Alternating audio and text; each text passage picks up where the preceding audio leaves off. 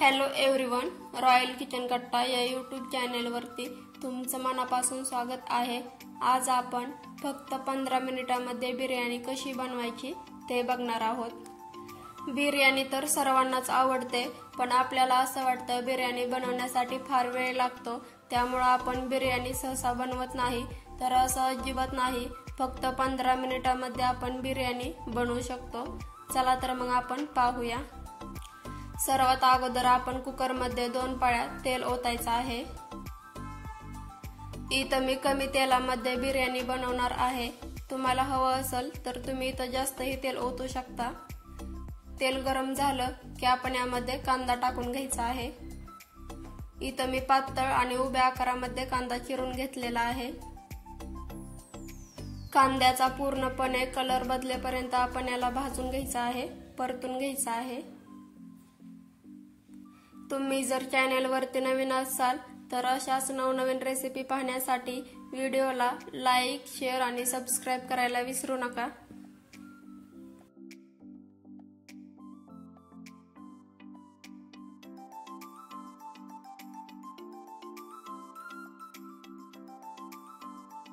इथं मी कांदा चांगला भाजून घेतलेला आहे।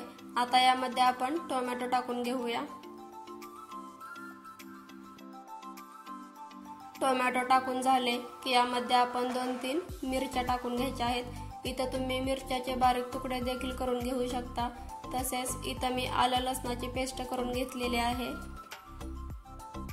आता याला आपण आणखीन 2 ते 3 मिनिट परतून घेऊया। टोमॅटो मधलं कच्चेपणा जोपर्यंत जात नाही तोपर्यंत आपण याला परतून घ्यायचं आहे। इथं मी टोमॅटोची पेस्ट करून घेतलेली आहे। तुम्ही टोमॅटोची पेस्ट करून टाकू शकता किंवा टोमॅटो फक्त बारीक चिरून देखील टाकू शकता।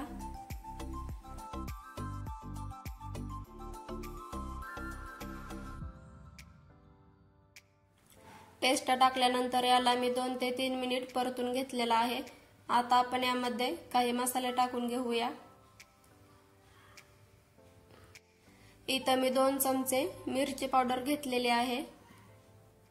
तसेच 1 चमचा गरम मसाला। मी इथं फक्त एवढे 2च मसाले वापरलेले आहेत। तुम्ही आणखीन कोणतेही मसाले वापरू शकता किंवा बिर्याणी मसाला देखील वापरू शकता। आता याला आपण आणखीन 1 ते 2 मिनिट परतून घ्यायचं आहे। आपण टाकलेले मसाले यामध्ये चांगले मिक्स झाले की यामध्ये आपण चवीनुसार मीठ टाकायचं आहे।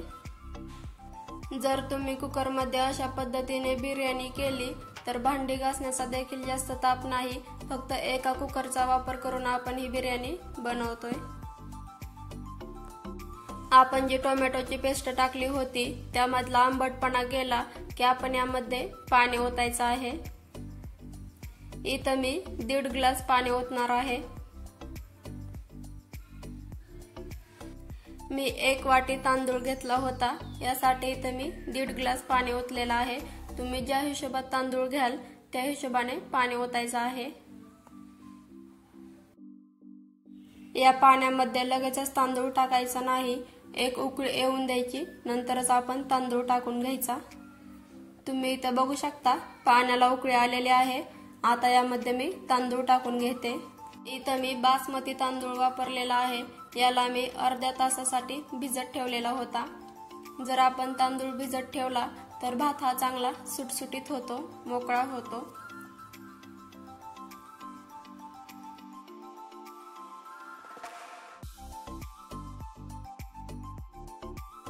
तांदूळ टाकल्यानंतर 1-2 मिनिटांनी आपण यामध्ये अंडी टाकून घ्यायची आहेत। इथं मी 4 अंडी उकडून घेतलेली आहेत। यामध्ये अंडी सोडून झाली की आपण बारीक चिरलेली कोथिंबीर टाकून घेऊया आणि आता कुकरचे झाकण लावून आपण याच्या 2 शिट्ट्या काढून घेऊया। इथं मी 2 शिट्ट्या काढून घेतलेल्या आहेत। आता आपण बघूया बिर्याणी आपली तयार आहे की नाही ते। तुम्ही इथं बघू शकता एकदम मस्त अशी आपली बिर्याणी तयार आहे।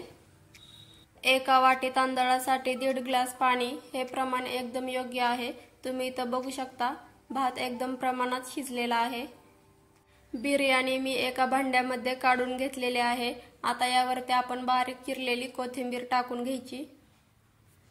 तुम्ही इथं बघू शकता फायनली आपली बिर्याणी तयार आहे।